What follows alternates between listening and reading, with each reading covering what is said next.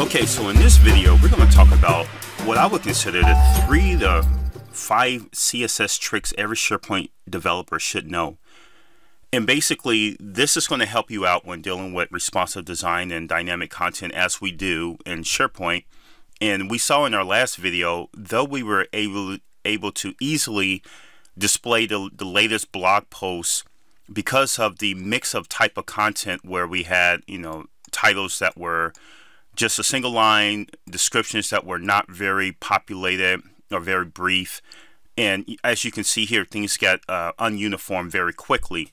So what we're going to do, we're actually going to leverage this video to talk about these 4 to 5 CSS tricks, how to apply them, and that way you can keep moving and not be blocked because we're waiting on the designer to make things nice and pretty. And hopefully these tricks, as you will see, that these tricks are safe and keep things responsive and you don't lock things in. All right, let's go ahead and get started. So as you can see on my screen, we have these 5 items here, and things are kind of blown out of proportion. And what I like to do, and obviously I'm in Chrome because I prefer the developer tools in Chrome. I'm gonna just go ahead and do inspect on this guy. So the first thing we want to do is let's go ahead and get this gray background lined up with the actual image. And I do that just going by inspect, and that lands me right where that content is. And as I kind of mouse over the different HTML snippets, it will let me know in the browser which one that I'm actually affecting. So if I look at the div with the matter class, that's the one that needs some help. So what we're going to do, we're going to do a min height on this guy. This is our one of our tricks. And basically just tell it that at a minimum this height should be, and let's play around here, let's just start with 200 pixels, and I'm just using the up and down arrow key, and as you can see I can affect the height and really see the adjustments real time. That really just saves me a lot from having to go back and forth within Studio, make the adjustment, publish, and see if it's right or not. You can get this thing pixel perfect right here in the browser. Okay, so let's just leave that. So that's 191. That's going to be the height for this class. And let's go ahead and move on to our, now that that's looking good, let's go ahead and move over to our title. So our title should have enough space to accommodate 2 lines, but then again, a minimum space to accommodate a single line and still keep things uniform. So let's just do the same trick, right click, go to inspect. That's going to be this H1 tag. So we go to the H1, and right here in the browser, I can set a min height or max height. But the problem is I don't know, it's kind of hard for me to determine how much of this space is dedicated to the H1 tag versus the other tags with wrapped in within this div. So as I mentioned before, to turn on the headlights, I'm just going to go to set a fictitious border solid, and then that just helps me get a better sense of how much area or how much real estate this title tag is going to take. And once I have that, now I can get a better sense of what my min height should be for this tag. And let's just start out with 30 pixels. And then I'm going to just use the up arrow key to adjust this. And basically what I'm going to do, I'm going to keep adjusting it. And my guidance is this guy here, because our max is two lines. And I just want to use this, like, as long as I'm hitting 2 lines and this thing is not going above that, I think I'm good to go. So I'm going to go ahead and lock that in at 43. Now the other thing we want to do, now that's the min height. Now we want to confirm and test the max height.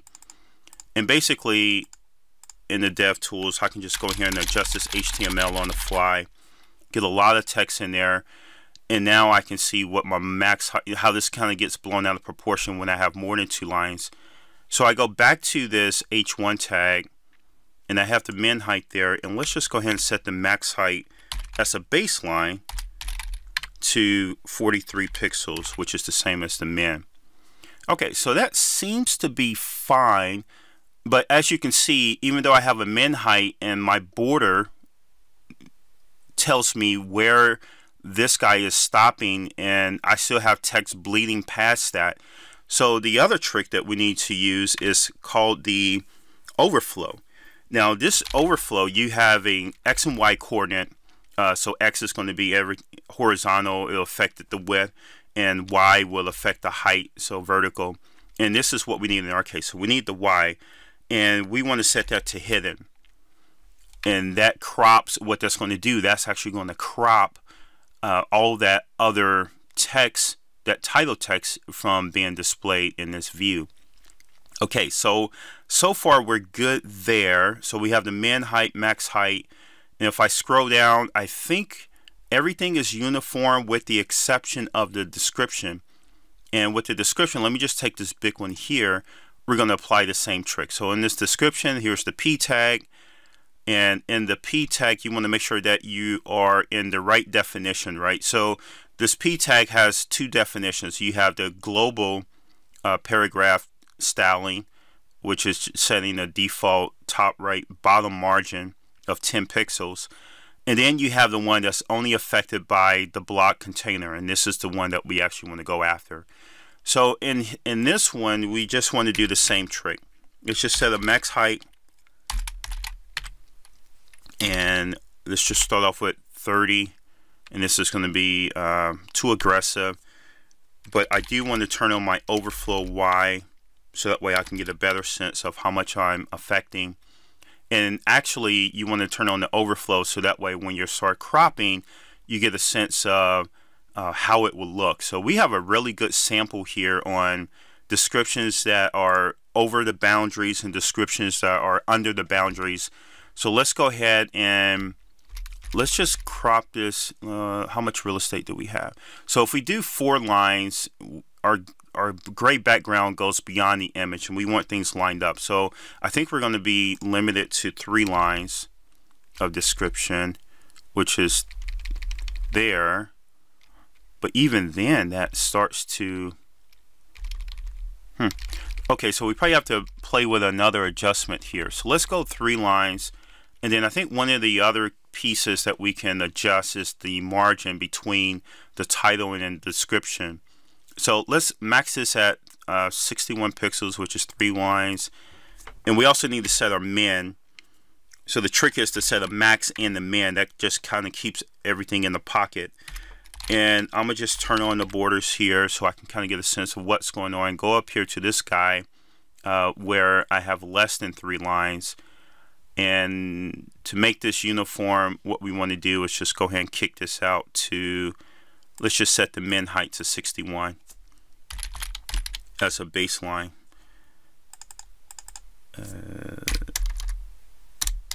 So height, there we go. And then 61 pixels. Okay. And now everything is, we're still beyond the image, which is fine by a few pixels, but we're uniform, so we're consistently beyond the image, which is a really good thing. And now what I'm going to do, let's trim off some of this this margin off of the title. So let me just go to the H1 tag here and make, again, anything that we affect, we want to make sure that we're within the block container. And the margin here is top right bottom.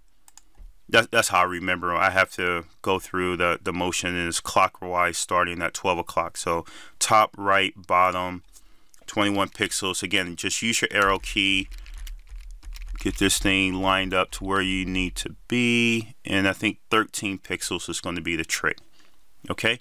And as now we made all our adjustments, let's go and turn off some of our borders, right? We don't need these borders. That was really just for testing.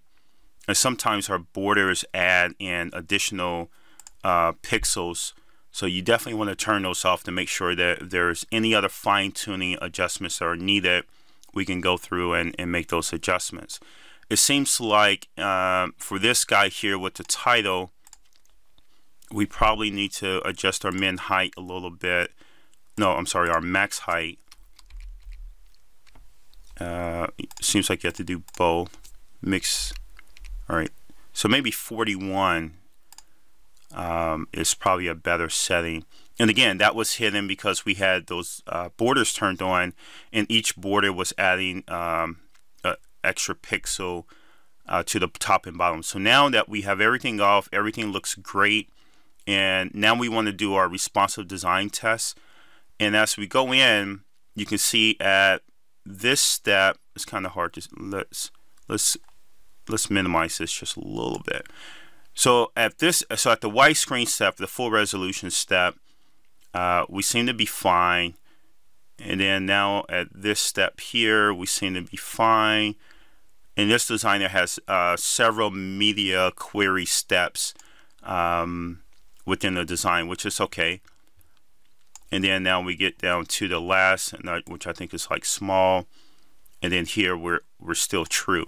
Now the only step that we probably run into an issue is this guy here, where you can see this is bleeding over a little bit. So we can adjust that. But one of the things I do want to point out now that we're doing the steps, because the changes we made were at the full resolution or the full width. And as you can see, with this ampersand sign media, these are called media queries. And as you kind of scroll through this, you will notice that the media query changes depending on the viewport size that we are adjusting to in the browser. And this is key. I mean, that's really the magic behind the responsive design, is that within these different max media viewports, you can have different stylings to best fit that viewport. And, you know, when you get to devices, so now, you know, in a high-res desktop view, this is what we're looking like. But then when you get to like a tablet horizontal, and then maybe a tablet vertical, and then a mobile phone vertical, these are the different steps that normally you try to accommodate for. But the designer figured all this stuff out. This is not something we need to be too concerned with as far as the steps. But when styling, you definitely need to understand what's going on, because all of the styles that we applied so far have been at the max width, where we do not have a media query attribute above our styles. But then when we get down to this guy here, where we actually need to affect this extra spacing here that's blowing the gray background beyond the image, that's the one that is at the 1000 media query or 1000 width step. And this is where we actually need to make one more slight adjustment. So, but before we do that, I have a lot of changes pending here. If I hit refresh, all my changes go away. So what I want to do is go through and capture all of these changes and actually dump them into Visual Studio so they're saved.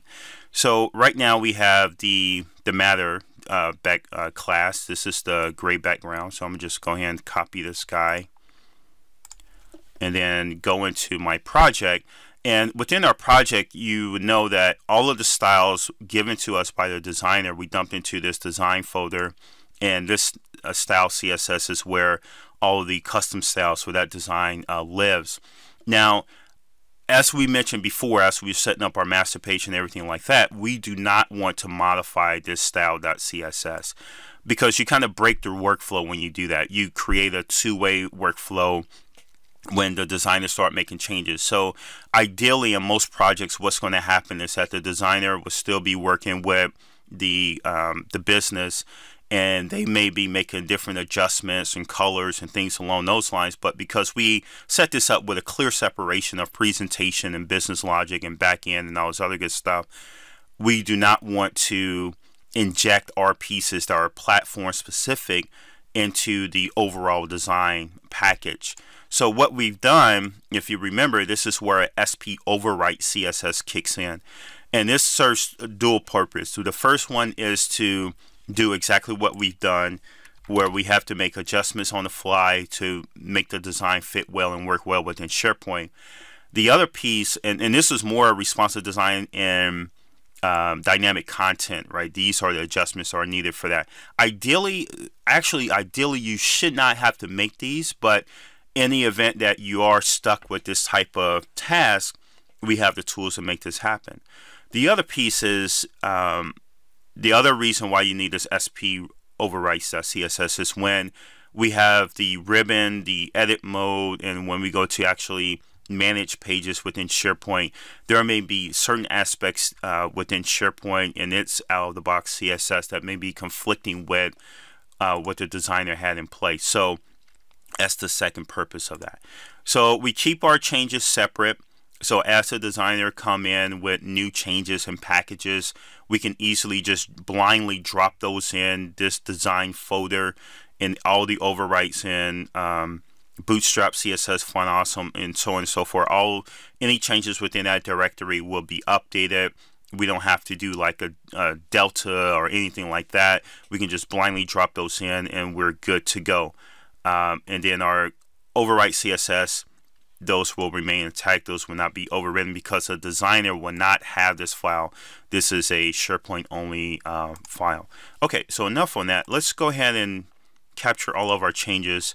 So that was the matter. Let's go ahead and capture the changes we did for the H1 tag.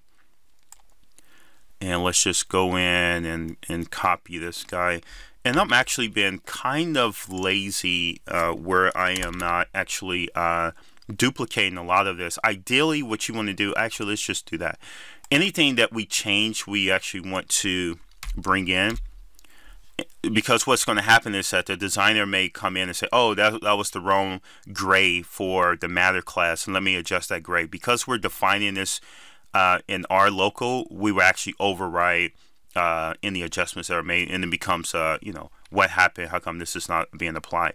So what I'm going to do is I'm going to just go ahead and delete everything that's outside of our, let me do a Control KD here. I'm going to delete anything that's outside of our overflow and responsive design for dynamic content changes. Let's just focus on those changes because those are the true overrides. So let's go. So that was our title. Let's go ahead and do the guide for description, which is this P tag here. I think there's an easy way to copy this. If you right click, let's see, if you right, I thought there was a way that you can right click and just say copy style definition or something like that. Anyway, but this highlight and copy is working. Okay, so let's get rid of this. All our overflow min max stuff is us. Everything else is managed by the designer.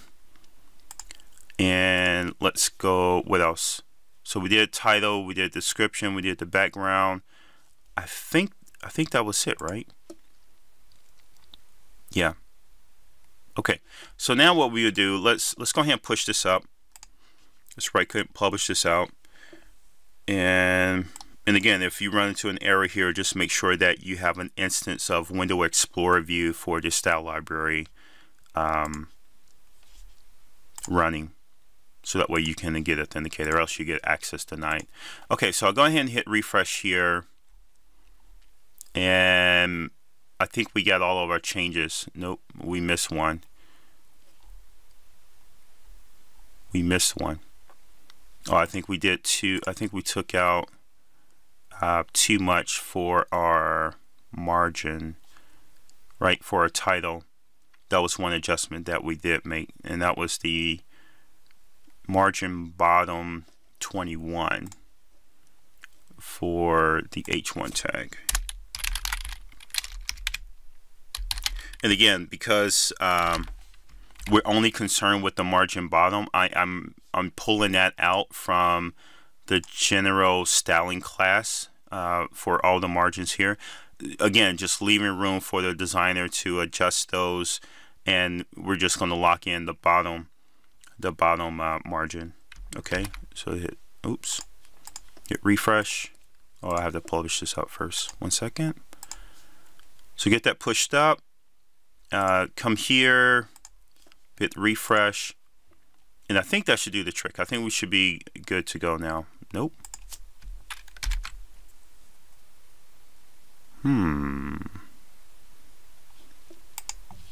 No, it was something else, wasn't it? It wasn't 21. We changed it from 21. It was 16. Yep, because when I hit refresh, it reverted back to its original state, and we lost all our changes. So, all right, so this should be good now. All right, so now let's just confirm. Okay, so now we're good, and now let's take a look at this step here. Now this is the step. Wow, it seemed like it got worse. This is, ugh, what happened? Seems a lot bigger than what we had initially, right? All right, so this is the step to where things, oh, it seems like our minimum is really high for this step. And so if we look at the matters class, again, that's the container, you will see that now we have the media query attribute above our style, which says that only apply this style when the max width is 1,000. Anything over 1,000 is going to look at a different styling. So because our min height is 144, that is being overridden by this guy. Why? Oh, because we have to redefine. It's our CSS that's kicking in, that's overriding us. So what we have to do now is that min 44, so if we turn this off, what should it be? It seems like min 44 still may be too high, maybe? I'm trying to think of the best way to make this adjustment. Now we can take off, maybe let's do the min 44. So let's go ahead and grab this guy. Let's copy this over. And again, we just want to do our min 44, so we just want to enforce that.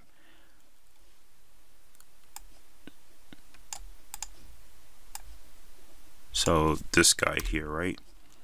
And this should be a new line. And I'm still getting green squigglies for some reason.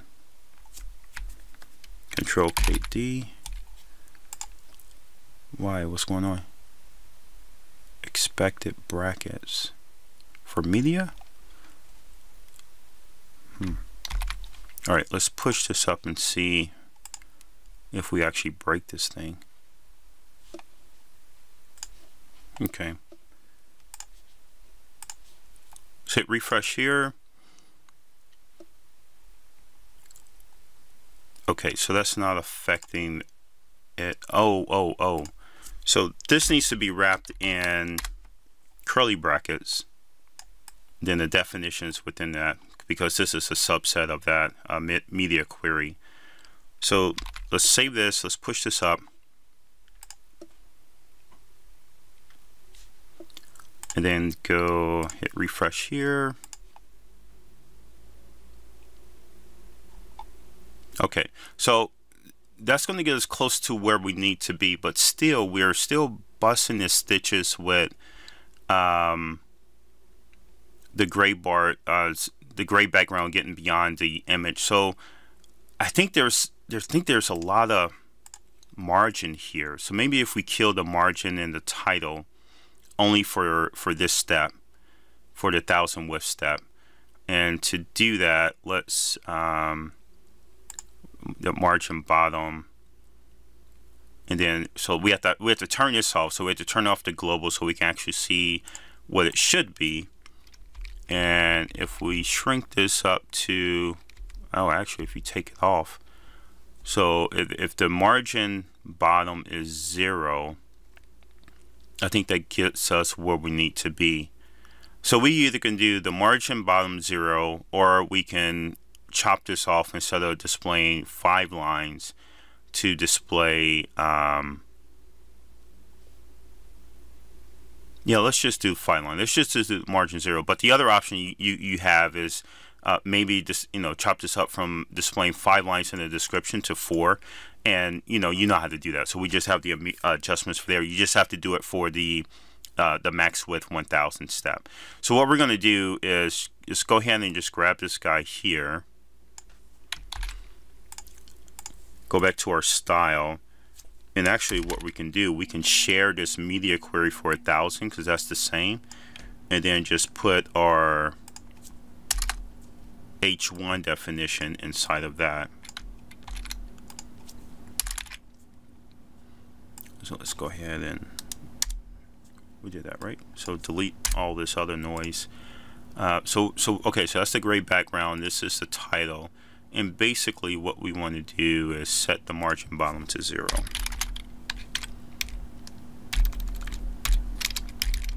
Again, we're being very pointed with our changes. So even though there's a definition for all the margin, we know we only want to affect the bottom one. So let's go ahead and adjust only the bottom one within our override file. Okay, so let's push this up, hit refresh, and I think we should be, hopefully that should do the trick. All right, so we go down here. Okay, so we're good there. We go expand. This stuff is still intact, right? Because we're at that step, we make sure that the media query was at 1,000. And then if we go into mobile, we're good to go outside of these pixelated images, right? So this is the other piece that we have to adjust, is the pixelated images. And we talked about this in our last video. And we had one that was somewhat high res, not too high res, but somewhat high res. But because of the max width, we did not get what we were looking for. So let's go ahead and adjust that really quickly, and then we'll go ahead and wrap up this video. So we go into the image renditions. Right now we're at that 229/191. I still have this up, the aspect ratio, and if I want to, let's say we wanted to do a 750 by 626. Again, this is all about maintaining the aspect ratio, not necessarily the exact width and height. You can go as high as you want within reason, right, without degrading or having an impact on performance. Let's just do 7, but as long as the ratios are the same, you know, you can do whatever size that you want. So let's do 750 by 626. And what I'm going to do, let's go ahead and create a new guy. Let's just call this JP Portal, and I have it there, medium, 720 by 626. Is that right? 750 by 626. Let's go ahead and save this all. And now we have this new image ID of 7. Oh, I created one and I deleted it because I was testing this out. That's why it's skipping 6. But now our ID is 7 for the medium size. And basically what you want to do is just go into your template, simply change the ID for a rendition from 5 to 7. Let's save this off, and then let's just push this up. Okay, and once that's up, let's go ahead and take a look at this in the browser. Hit refresh. Uh-oh. Did you fat finger something, Deshaun? No, here we go. Oh, it must still have been cropping. Okay, so this is blown way out of proportion. It seems to be actually sitting on top of our... Alright, so now we're going to use the same trick that we used for the P tags, H1 tags. We're just going to apply it to the image tag. So now if we inspect the image tag, let's go ahead and make sure we get in the class and make sure that we're in the right definition for the image tag, which is in the block container. And let's just set a max width to let's try 292. I think it's 291 pixels, right? And this is going to get us where we need to be. Now our height, why is our height off? Our height is off. Oh, it's 229. That was the wrong width. Okay, so this is going to get us exactly where we need to be. So now we're at 229. We set the max width there. So regardless, again, aspect ratio is super important here. So as long as the aspect ratio is maintained, regardless of the height, as long as when you hit your max width, you're going to get what you're looking for. And as we shrink this, as we shrink this, everything looks good. And then in mobile view, we have to do an override at this step. Okay, so let's do this. Let's go ahead and save off our definition for the image for the full screen style, and that's going to be this guy here.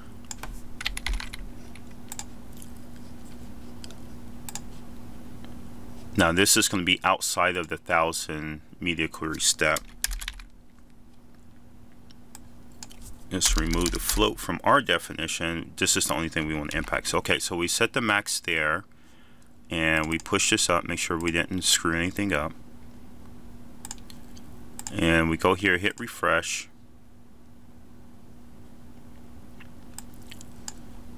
Good. So now we have a really nice resolution. It's not real high, right? So, but still nice, and everything's still working in all the steps except for this guy here. Now, in order to adjust this, now my developer tools are getting kind of crammed here, so I'm gonna pop this out in a new separate window, and now we can see exactly what's going on. We don't have to squinch and hurt our eyes to make this happen. So what's happening is now we're at the media step of 767, and the max, the width is 100%, but then we set the max to 229. So in order to handle this guy, our max width should say inherit, and if we turn this off just to see what it looks like in the browser, this is going to get what we need. So inherit just says, you know, there's no overriding value for that in the CSS. Just inherit and let it do its natural thing. So let's just go ahead and copy this guy, and again, this is going to be in a different media query. So right now we have 1,000, so let's set up one for the 767 step. Put in our curly braces, go here, add the definition there, remove everything except for max width. Okay, save this off. Oops, spell it right, then save it off, push it up. And now, as you will see, if we hit refresh here, at the mobile step, we're good. This step, we're good. The max res step, we're great. All right. So again, these are just different tricks that you should have up your sleeve or in your back pocket, so that way we can make these needed adjustments. We're dealing with responsive design and dynamic content, and you know, as you're testing, don't be like the designer. As you're testing, make sure you have a little bit of a nice mix of content that you're testing with, so that way you can catch a lot of these issues before you actually push in the QA or UAT or any higher environment. All right, so that's it for this video. Next video, we'll go ahead and continue on our journey with blowing out or building out the block feature. Okay, see you next time. Take care.